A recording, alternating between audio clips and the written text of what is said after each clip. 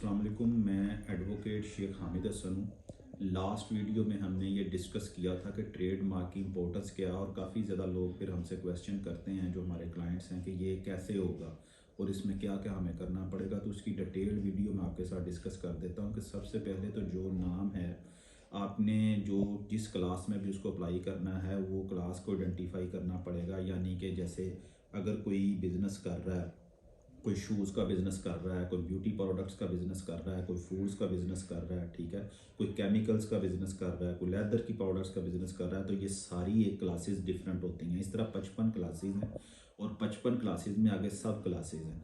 तो जो भी आपका ट्रेडमार्क अटॉर्नी होता है, डेफिनेटली उसने सबसे पहले ये देखना होता है कि जो उस क्लाइंट की जो रिक्वायरमेंट है उसके मुताबिक उसकी कौन सी क्लास बनती है, उस क्लास को वो आइडेंटिफाई करेगा। तो डेफिनेटली ये एक प्रोफेशनल और वेल नॉलेज वाला ही जो अटॉर्नी है वो ये काम कर सकता है। अदरवाइज़ तो हमने काफ़ी ज़्यादा देखा है कि लोगों ने गलत क्लासेस में ट्रेडमार्क अप्लाई किए हुए हैं। जैसे कि फूड की प्रोडक्ट है, इसमें जो जैसे जो बेक्ड फूड है उसकी एक क्लास अलग है, और जो कच्चे फूड्स हैं, ठीक है, उनकी क्लासेस अलग हैं। तो इसी तरह सबसे पहले का जो मरला है वो ये मरला है कि आपने आइडेंटिफाई करना है कि जिस पर्सन का या जिस नेम को आप ट्रेडमार्क करने जा रहे हो उसकी क्लास कौन सी है। ये अटॉर्नी का काम है टिपिकली।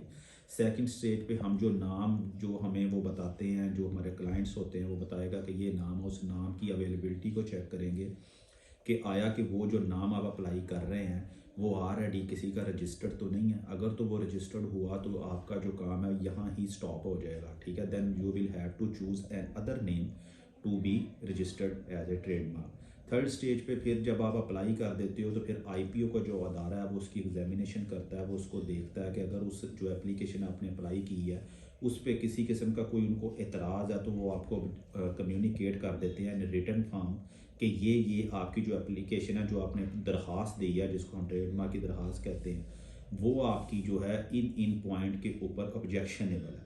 तो वो जो ऑब्जेक्शंस हैं वो आपको कम्युनिकेट कर दिए जाते हैं। उनका फिर नेक्स्ट स्टेज ये आती है कि आप उन ऑब्जेक्शंस को, जो आपका अटॉर्नी होता है, उन ऑब्जेक्शंस का आप रिप्लाई देंगे या फिर आप ट्रेडमार्क को छोड़ देंगे। अगर आप समझते हैं कि जो ऑब्जेक्शंस लगे हैं आपकी एप्लीकेशन पे वो क्योरेबल हैं तो आप उसका रिप्लाई देंगे और उसका फॉलोअप करेंगे को 2-4 महीने का।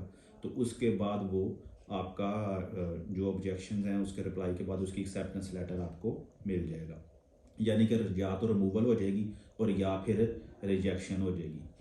उसके बाद अगली स्टेज ये आ जाती है कि आपने जो ट्रेडमार्क होता है उसने जब अगर वो एक्सेप्टेंस उसकी मिल गई है तो एक्सेप्टेंस के बाद वो पब्लिकेशन के लिए ट्रेडमार्क जो है ट्रेडमार्क जनरल में पब्लिश हो जाता है कि अगर किसी को थर्ड पार्टी को इसके ऊपर कोई इतराज़ है तो वो इसके ऊपर जो है वो अपोजिशन ले आए, ठीक है। तो इसके 1% चांसेस होते हैं कि जैसे कि जिसको आप अखबार इश्तिहार कहते हैं, तो अक्सर इसको हम कहते हैं कि ट्रेडमार्क जनरल में वो पब्लिश होगा, और पब्लिकेशन के बाद अगर किसी थर्ड पार्टी को पूरे पाकिस्तान में या जहाँ से भी कोई इतराज़ है तो वो आ जाए उस एप्लीकेशन को जिसको ऑलरेडी आईपीओ ने अपनी साइड से एक्सेप्ट कर लिया है। ये उसकी बात हो रही है। जो तो एक्सेप्ट नहीं हुए वो तो उसी स्टेज पे ही रुक जाएंगे, और एक्सेप्टेंस के बाद वो पब्लिकेशन पे चला जाएगा, और पब्लिकेशन जब हो जाएगी तो पब्लिकेशन पे अगर किसी ने अपोजिशन करनी है तो अपोजिशन ले आएंगे, और अगर नहीं करनी तो डेफिनेटली वो भी क्लियर हो जाएगा। फिर अपोजिशन अगर नहीं आती तो फिर आपका जो ट्रेडमार्क है उसकी फिर फाइनल स्टेज पे चला जाता है। फाइनल स्टेज पे ये होता है कि